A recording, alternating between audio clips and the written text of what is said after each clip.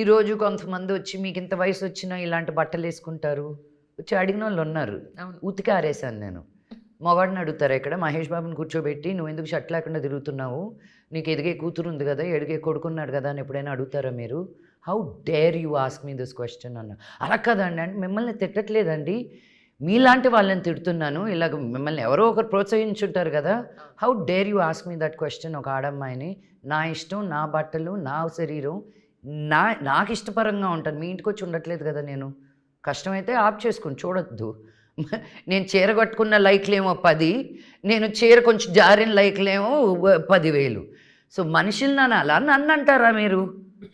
And it's also like నేను ఎంత cover చేసుకొని వెనక్కి తిరిగి కొంచెం ఇక్కడ ఏదో దానికి కూడా మళ్ళీ పేజీలు ఉన్నాయి మళ్ళీ. It's so ridiculous.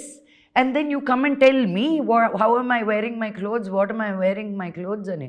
నా బాడీ ఉంటే మీరు కూడా వేసుకుంటారు, మీకు లేదు కాబట్టి వేసుకోవట్లేదు అంతే.